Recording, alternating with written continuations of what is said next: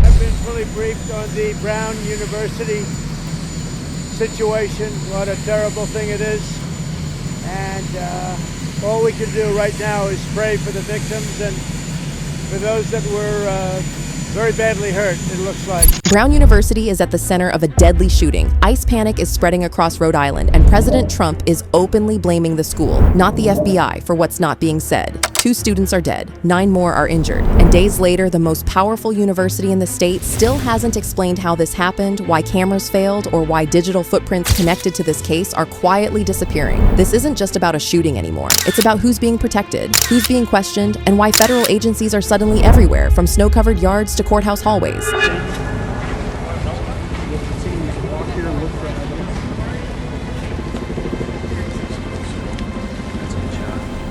And once you see how all of this connects, it's hard to believe this ends clean. As you guys probably know, the shooting happened on December 13th, 2025, right on Brown University's campus. This wasn't off-site. This was inside the space parents trust with their kids. The confirmed numbers came fast. 2 students killed, 8 wounded, a 9mm handgun used in the attack. This time there are 2 deceased and 8 who are critical but stable at Rhode Island Hospital. What didn't come fast was clarity. Instead of answers, Rhode Island Governor Daniel McKee stepped in front of cameras and said something that instantly raised eyebrows, that he had direct contact with President Donald Trump and FBI Director Kash Patel, and that federal resources were now fully involved. I have had calls along with the mayor, with the FBI Director Patel, who's offered assistance to us as well, a direct assistance.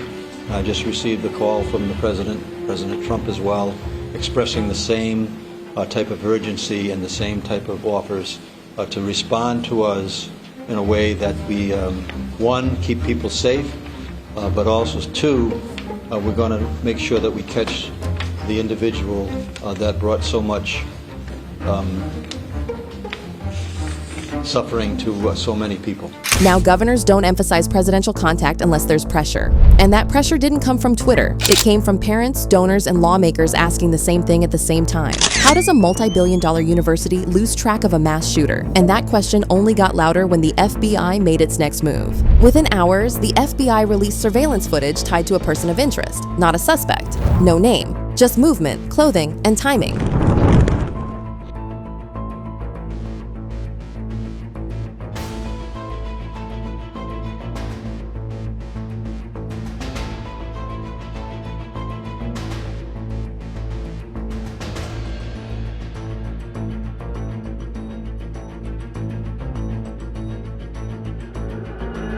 Along with that footage came a $50,000 reward. Now, this matters because the FBI doesn't usually go public this early unless they need help or unless they're trying to show momentum. And it worked, because that footage set off something else entirely. People started asking what Brown wasn't showing. At the Brown University press conference, things unraveled fast. Reporters weren't interested in scripted reassurance. They went straight for the cameras or the lack of them. Brown officials claimed the shooter wasn't caught on video because the attack happened in an older part of the building. That explanation didn't land.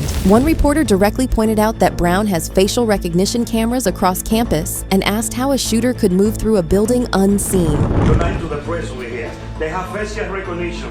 We know that because they follow the students, they follow everybody in the neighborhood. Facial recognition. They need to release that data so everybody knows who the guy in the video. We got the video Saturday. Why you guys release the video today? Then came the question that hit parents hardest. If families are paying roughly $70,000 a year, how did sirens fail to go off, cameras fail to capture anything useful, and security still get labeled effective? What is your response to parents as well who said they pay a lot of money for their kids to go to Brown? They're questioning the cameras, why the sirens didn't go off. Do you believe that Brown had the precautions and safety measures in place before the shooting that were appropriate and necessary? I do. The Brown University president stood by the system anyway. And right there, you could feel the shift. This stopped being about grief and became about accountability, which is where the silence started getting uncomfortable. Police have allegedly refused to say what the shooter yelled before opening fire. At the same time, multiple witnesses have told reporters the shooter shouted, "Allahu Akbar." Now, there's a report the shooter yelled something right before the shot came in. Could you tell us what that was? Yeah, it's a part of the investigation, John, and This has not been confirmed by law enforcement, but it also hasn't been denied. And the reason officials are being careful is obvious. Once motive is spoken out loud, this case changes instantly. That's when one name began circulating online, quietly at first, then louder. Unconfirmed but reported whispers suggest a Brown University student named Mustafa Carbush may be connected to the attack. Now, pause here because framing matters. No authority has identified him as the shooter. That needs to be clear. But several details connected to him have raised serious questions, especially after Brown began scrubbing references tied to his name. According to that report, surveillance footage allegedly shows a near-identical gait match between the person of interest and Carbush during a prior campus protest. His Brown University profile now returns a 404 error. His LinkedIn no longer lists the school. An interview he gave in 2024 about campus activism was quietly removed. Individually, those things mean nothing. Together, they raise a single question people can't shake.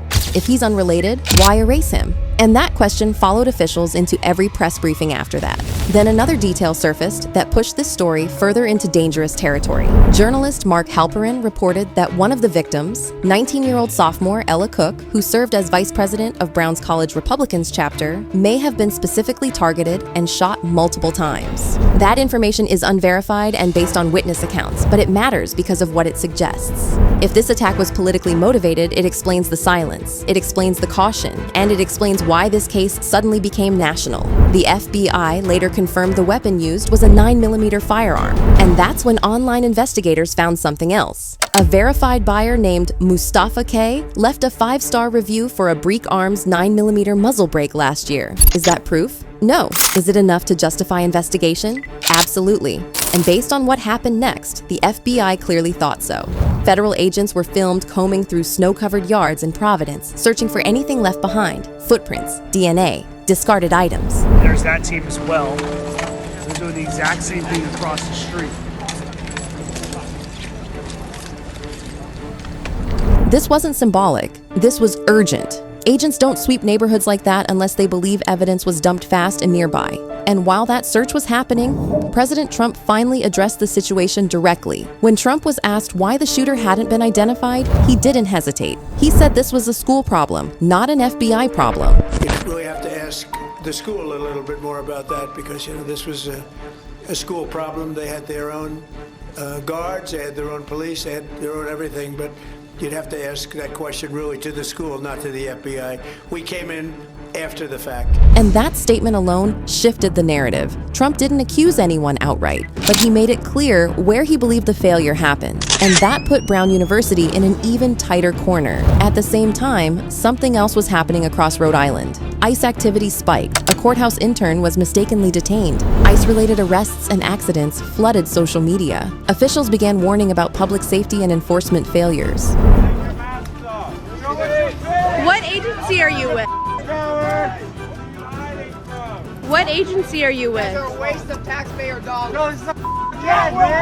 The connection isn't random. When political violence, immigration enforcement, and institutional silence collide, panic spreads fast, and Rhode Island is feeling that pressure right now. The Rhode Island Attorney General warned it's a dangerous road to speculate based on erased profiles. There are lots of reasons why a page might be taken down.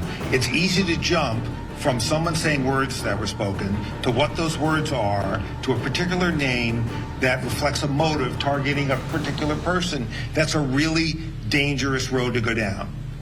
Really dangerous. But here's the problem. People aren't speculating because they want chaos. They're speculating because answers are missing. And history has shown that when institutions move faster to erase than explain, trust collapses. So here's where things stand. The FBI is still searching. Brown is still defending its systems. Trump is pointing fingers. ICE activity is under scrutiny. And a name keeps resurfacing without confirmation or denial. That's not closure. That's a pressure cooker. And the longer this drags out, the harder it becomes to believe this ends quietly. Before we wrap this up, I want to hear from you. Do you believe Brown is protecting itself or protecting someone else? Was this institutional failure or intentional silence? And does this case end with an arrest or a cover-up nobody fully admits? Drop your thoughts in the comments.